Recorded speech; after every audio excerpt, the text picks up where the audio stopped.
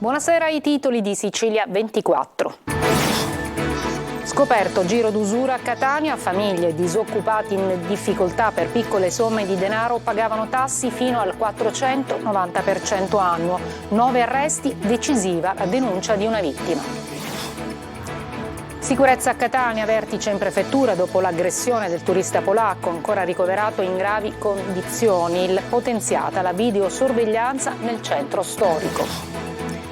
A Lampedusa la Croce Rossa italiana dal 1 giugno gestirà l'hotspot. Il centro verrà ristrutturato ma non è previsto alcun ampliamento dei posti, si lavorerà per favorire il ricongiungimento familiare. Carceri a rischio, in aumento suicidi, violenza e autolesionismo, una condizione insostenibile per la polizia penitenziaria che chiede più strumenti e personale. All'Evans, la più piccola delle Egadi, si oppone alla costruzione del solarium sul costone roccioso. Lanciata una petizione online, la Capitaneria di Porto blocca i lavori. Calcio, Catania in campo domani a Brindisi per la seconda giornata della Pool Scudetto. Speranze di qualificazione ridotte, ma i rossazzurri vogliono riscattarsi dopo 2 sconfitte di fila. La partita in diretta su Telecolor a partire dalle 15:30.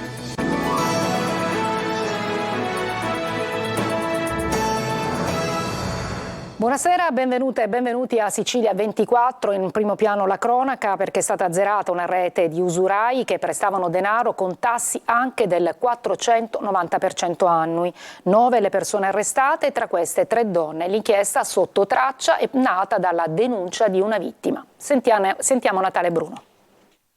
Una cinquantina di vittime delle più disparate estrazioni sociali, dal pensionato col vizietto del gioco all'impiegato alla casalinga al disoccupato ancor più in difficoltà durante il periodo della pandemia. Chiedevano denaro in prestito restituito con tassi di interesse variabile raggiungendo anche il 490% annuo, 1.000-2.000 euro che con il passare del tempo diventavano enormi cifre. A scoperchiare misere storie di usura fatte di soldi prestati e di continue minacce per la restituzione, la polizia che ha trascinato in carcere 8 persone, 8 strozzini tutti di età avanzata. Per uno invece il GIP ha deciso i domiciliari.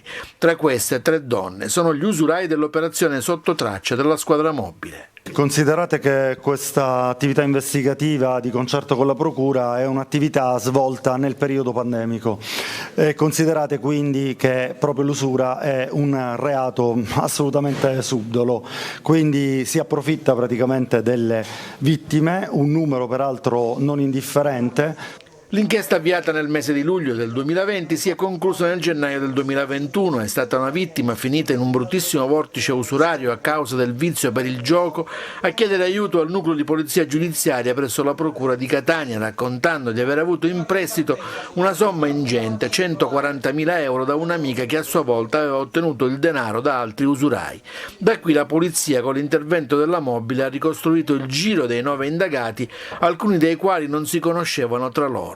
Sono state così raccolte le dichiarazioni delle altre vittime, via via identificate, le quali in alcuni casi hanno fornito indicazioni precise riguardo all'ammontare del prestito richiesto e accordato, delle rate settimanalmente e mensilmente versate e del termine entro il quale la restituzione sarebbe dovuta avvenire.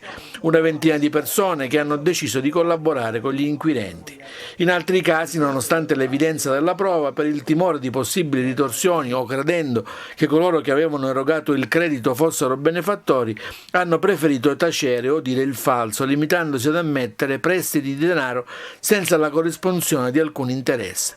Ricostruito un caso di estorsione nato dalla richiesta di restituzione del denaro prestato a usura, eseguite perquisizioni nei confronti di alcuni degli indagati con il sequestro di denaro, libri contabili e vari titoli di credito. A Catania questa mattina il Comitato Provinciale per l'Ordine e la Sicurezza Pubblica, convocato dal prefetto con il focus sul centro storico. Dopo l'ultima aggressione di un turista polacco, ancora in fin di vita ricoverato all'ospedale Garibaldi, disposto il potenziamento della videosorveglianza per un maggiore presidio del territorio. Luca Ciliberti. Dopo la brutale aggressione a un turista polacco avvenuto venerdì notte nel centro storico di Catania, si è riunito oggi il tavolo per la sicurezza presieduto dal prefetto Sua Eccellenza Maria Carmela Librizzi. La notizia dell'aggressione ha travalicato i confini nazionali, costringendo le forze dell'ordine e le istituzioni a dare immediate risposte alla cittadinanza sconfortata dal dilagante senso di insicurezza che ormai da mesi si percepisce in città. Noi oggi valuteremo col commissario, che già mi ha anticipato, questo ripristino di telecamere che erano inattive e l'attivazione del resto delle telecamere, perché una città videosorvegliata non ha un effetto solo deterrente che può essere significativo, ma lo ha anche sotto un altro punto di vista, che è quello di consentire quell'aggressione che non possiamo sempre evitare, ci consente di trovare i responsabili. Le condizioni del turista polacco restano gravi ma stazionarie. L'uomo è ricoverato in prognosi riservata nell'ospedale Garibaldi Centro di Catania. L'ambasciata polacca chiama ogni giorno la direzione sanitaria del nosocomio catanese per avere notizie sul proprio connazionale. L'impegno delle forze dell'ordine è a 360 gradi su questo episodio, perché è un episodio deprecabile, è un episodio che evidentemente aumenta il senso di insicurezza del cittadino, ma soprattutto evidentemente colpisce anche un turista, e questo non può essere assolutamente sottovalutato. Intanto continuano le ricerche e si stringe il cerchio attorno all'aggressore proprio grazie alla videosorveglianza, in questo caso privata. Con molta probabilità potrebbe trattarsi di un cittadino straniero extracomunitario. La Croce Rossa Italiana, voltiamo pagina, dal 1° giugno gestirà l'hotspot di Lampedusa. Per il Presidente nazionale si lavorerà per garantire umanità e ascolto. Il commissario Valenti annuncia che partirà dalla Sicilia la creazione di aree interne agli hotspot dedicate al transito di migranti da rimpatriare. Sentiamo Roberta Lunghi. Noi vogliamo dare il nostro contributo affinché Lampedusa diventi davvero il baluardo dell'umanità. Lavorerà con dedizione e con tutta l'esperienza e i mezzi a disposizione la Croce Rossa Italiana per garantire ai migranti sbarcati a Lampedusa un trattamento da esseri umani. Nell'isola, che negli intenti sarà il baluardo dell'umanità, l'insediamento della Croce Rossa avverrà nella notte del 31 maggio per iniziare ufficialmente l'attività di gestione dell'hotspot dal 1° giugno. Le donne, gli uomini, i bambini che arrivano devono poter avere i beni di prima necessità, un'adeguata assistenza medica e soprattutto l'ascolto, il supporto psicosociale, perché sono persone che hanno vissuto un viaggio terribile, denso di pericoli, denso di traumi, denso di sofferenze, e probabilmente hanno anche perso qualche congiunto. Saranno circa 70 gli operatori presenti, con uno appositamente dedicato per ogni 10 migranti. Lo si è appreso durante una conferenza stampa alla quale hanno partecipato, oltre al presidente della Croce Rossa Valastro, il prefetto Valerio Valenti, commissario dell'emergenza migranti, e il direttore delle operazioni emergenze e soccorsi della Croce Rossa Italiana, Ignazio Schintu. È stato però precisato che non verranno eseguiti lavori di ampliamento e che il numero degli ospiti rimarrà sotto il 400. Oltre a beni essenziali, si lavorerà per favorire il ricongiungimento familiare. Si prevede anche una nuova modalità per la raccolta di nettezza urbana con compattatori al molo e nei pressi del centro. Saranno aumentati anche i mezzi di trasporto, aerei e navali, per il trasferimento dei profughi, che dovranno rimanere nell'hotspot il più breve tempo possibile. Il prefetto Valenti ha annunciato lavori di revisione del capitolato per la fornitura di beni e servizi relativi alla gestione dei centri di prima accoglienza, che non vorrà dire un aumento dei costi, piuttosto una rimodulazione dei servizi. Ad esempio la possibilità di avere un medico a chiamata rispetto a un medico fisso assunto, oppure la fornitura di posate, non usa e getta ma duratura. I fondi possono essere utilizzati anche per realizzare le strutture di trattenimento finalizzate ai rimpatri all'interno degli hotspot per chi proviene dai cosiddetti paesi sicuri, tra cui Tunisia e Costa d'Avorio. Negli stessi hotspot, ha aggiunto Valenti, ci saranno dunque aree destinate a questi migranti, che al momento non saranno realizzate a Lampedusa, dove la situazione è già complicata, ma si partirà da Calabria e Sicilia. Nelle due regioni si prevede anche il reperimento di nuovi 1000 posti per i migranti, in particolare nell'isola, in una decina di strutture a Vizzini, Pozzallo, Catania, Messina, Caltanissetta e Trapani, con l'utilizzo di 2 beni confiscati alla mafia. Adesso ad Agrigento 2 maestre sono finite a processo per aver preso a schiaffi un bimbo di 6 anni troppo vivace a causa della sua disabilità che gli comportava un disturbo di emotività. La madre del piccolo, che adesso ha 9 anni, insospettita dai lividi sul corpo del figlio notati al suo ritorno dall'asilo nido, si era rivolta ai carabinieri che avevano avviato un'indagine piazzando delle telecamere nella propria classe. E adesso ci occupiamo della pagina del maltempo che ha interessato nelle ultime ore soprattutto la fascia occidentale della Sicilia. A Palermo nella notte è caduto un pino in via Crispi, per fortuna nessun ferito, allagamenti a Mondello e nella zona di Lascari e Cefalù. Disagi anche nelle isole Eolie. Sentiamo Marco Gulla. Il maltempo continua a imperversare sulla Sicilia, in particolare nella fascia occidentale. Le province più colpite sono sempre quelle di Palermo, Agrigento e Trapani. Per tutta la giornata di oggi la Protezione Civile ha diramato un'allerta arancione. Vigili del fuoco in azione nella notte in via Crispi a Palermo, dove un grosso albero è crollato finendo sulla carreggiata. Forse a causa dell'ondata di maltempo che ieri ha investito il capoluogo siciliano, l'albero ha ceduto precipitando sulla strada, in quel momento libera da automobilisti. Per fortuna il cedimento non ha causato danni, ma per evitare altri rischi il personale del settore ville e giardini questa mattina è intervenuto in quel tratto di strada. Un'altra ventina di interventi sono stati effettuati per cornicioni pericolanti e infiltrazioni d'acqua in appartamenti. Qui siamo a Mondello, vigili del fuoco in azione per sgomberare dall'acqua un appartamento che si era allagato. Dalle ore 20 di ieri sera a questa mattina sono stati poi effettuati altri 25 interventi. Piogge intense hanno interessato la zona est della provincia. I comuni maggiormente interessati sono Lascari e Cefalù, dove si è intervenuti per allagamenti, alcuni dei quali in prossimità di abitazioni. Disagi anche a Trapani e Agrigento, alcune strade si sono allagate e di conseguenza alcuni automobilisti sono rimasti impantanati. Nelle Eolie anche ieri sera pioggia torrenziale e oltre a Stromboli si sono allagate anche le strade di Lipari, in testa via Roma, dove è sceso un fiume in piena fino a Marina Corta, e continua l'isolamento per le isole minori. Da Milazzo viaggiano solo le navi, tranne la NGI che alle 6:30 non è partita. Fermi gli aliscafi? Secondo le previsioni meteorologiche il tempo migliorerà nelle prossime ore con sole e nuvole che si alterneranno in attesa della nuova perturbazione che porterà pioggia tra sabato e domenica. Restiamo in argomento perché in questi giorni stiamo facendo i conti con i cambiamenti climatici, una primavera impazzita che tarda ad arrivare. E abbiamo sentito il climatologo che dice sono un fenomeno naturale ma preoccupa la velocità con cui avvengono. Sentiamo Lorena Dolci. I bagni a mare a gennaio, il cappotto a maggio. Le stagioni sembrano impazzite. La Sicilia e il resto d'Italia fanno i conti con un'ondata di maltempo che sta provocando seri danni. È primavera secondo i libri, ma sembra autunno inoltrato e a parte qualche schiarita si andrà avanti così per qualche settimana. Cosa sta succedendo? Ce lo spiega un esperto di cambiamenti climatici. La Sicilia si sta da un punto di vista tropicalizzando e dall'altro continentalizzando. E ci sono proprio due aspetti climatici, quello africano e quello europeo, che si scontrano letteralmente qui in pieno Mediterraneo e lo sperimentiamo quindi in prima persona. Farà regolarmente più caldo,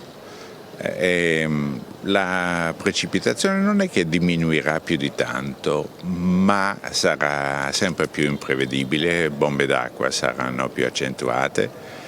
A conferma di questa instabilità, questa intervista di pochi minuti che è iniziata con il sole e continua sotto le prime gocce di pioggia. I cambiamenti ci sono sempre stati, spiega l'esperto. La novità preoccupante è un'altra. Milioni di anni ci sono sempre state variazioni climatiche, ma la velocità e l'imprevedibilità con la quale stanno prendendo luogo questi cambiamenti è dovuta allo stile di vita di questi 8 miliardi di abitanti che ha questo pianeta.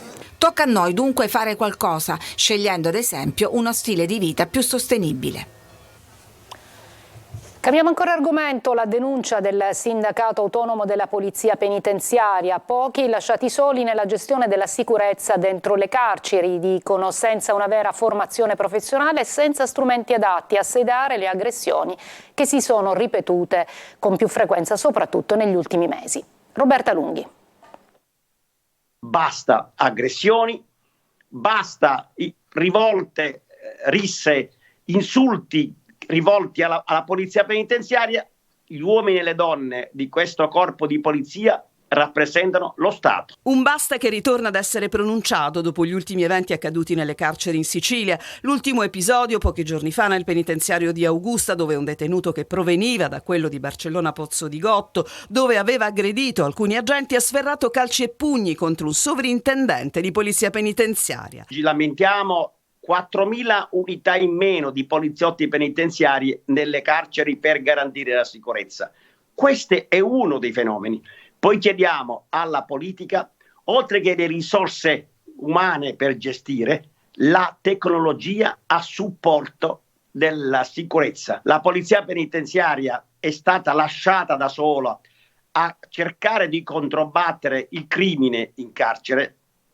Bisogna riformare il sistema penitenziario. Il segretario generale del SAP è d'accordo con la riforma Cartabia, meno carcere più territorio, ma che implichi contestualmente un'attenzione alla formazione della polizia penitenziaria come professionista della sicurezza, anche al di fuori delle carceri, nel progetto di guida e controllo di detenuti che prestino attività di recupero all'esterno. Sarebbe un deterrente al superaffollamento. Se il carcere continua a essere un contenitore, sicuramente noi stiamo abdicando a quello che sono i valori dell'articolo 27 della Costituzione, cioè le pene devono tendere anche al recupero e al reinserimento sociale di chi è stato condannato. Lo stesso penitenziario di Augusta, noto nei giorni scorsi per le falle che hanno permesso di fare penetrare all'interno droga e cellulari per i detenuti, è stato lo scenario in un mese del decesso di 2 detenuti dopo un prolungato sciopero della fame, mentre un terzo ha tentato di togliersi la vita impiccandosi. Nel carcere per i minori Malaspina di Palermo, poi 2 giovanissimi detenuti hanno dato vita a una protesta folle e pericolosa, lesionandosi completamente i corpi con le lamette da barba. Stanno pagando il prezzo di chi ha voluto trattenere negli istituti penali per i minorenni gli ultraventunenni maggiorenni. Intanto ieri, come aveva annunciato, il nuovo garante regionale dei diritti dei detenuti Santi Consolo ha effettuato una lunga ispezione all'interno del carcere di Augusta per verificare le condizioni di vita all'interno del penitenziario e le relative criticità. C'è una notizia appena battuta dall'ANSA, c'è stato il via libera dell'Aula della Camera al decreto legge sul ponte dello Stretto. I voti a favore sono 182, i no 93, uno si è astenuto. Il testo passa ora all'esame del Senato. Ci fermiamo, una breve pausa, torniamo con altri servizi.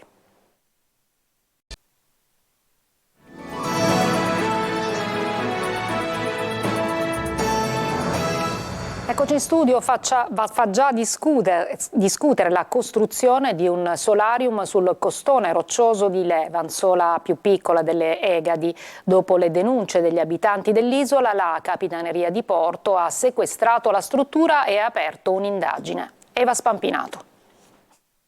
Levanzo dice no al solarium sulle rocce. La costruzione di un simile ecomostro, dicono gli abitanti della più piccola delle Egadi, offende e deturpa la natura dell'isola. Scattano i sigilli da parte della Capitaneria di Porto e le polemiche non si placano. La passerella, che vedete nelle immagini girate da Mauro Chimieri, giovane skipper e abitante stabile di Levanzo, è una grande struttura in ferro, ancora non completata, di circa 800 metri quadri. Aveva tutte le autorizzazioni necessarie di Regione, Comune e Sovrintendenza, ma la Capitaneria di Porto di Trapani ha riscontrato irregolarità tali da sequestrarla, tra cui l'aver bucato e trapanato le rocce dell'area marina protetta. Nessuno si sarebbe mai aspettato che venisse una struttura del genere.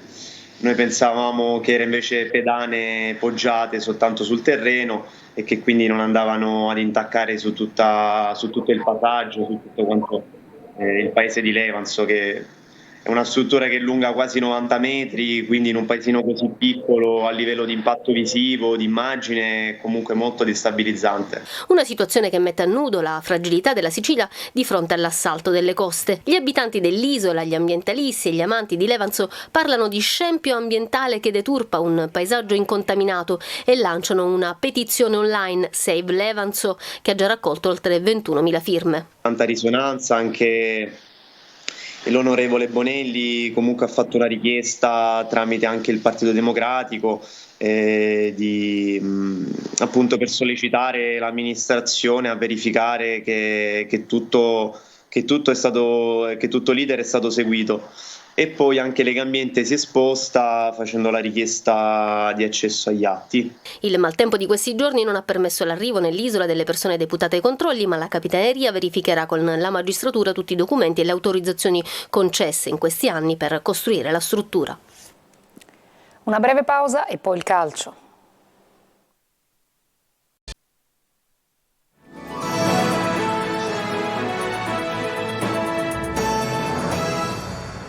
Eccoci in studio, siamo al calcio. Il Catania domani giocherà a Brindisi per la seconda giornata della pool scudetto. Le speranze di passaggio al turno successivo sono ridotte al lumicino, ma i rossazzurri vogliono provare a riprendersi dopo 2 sconfitte consecutive. Mancherà Lorenzini, pronto ancora Rizzo per la difesa. Sentiamo Marco Carli.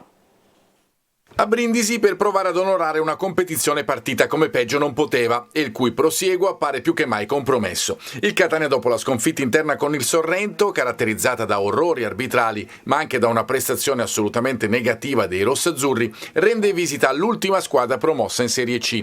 I pugliesi, infatti, dopo 12 lunghissimi anni di assenza, sono tornati domenica nel calcio professionistico e nel 2011, infatti, quando dopo il fallimento sono scesi dalla seconda divisione di Lega Pro, ancor prima della riunificazione della Serie C.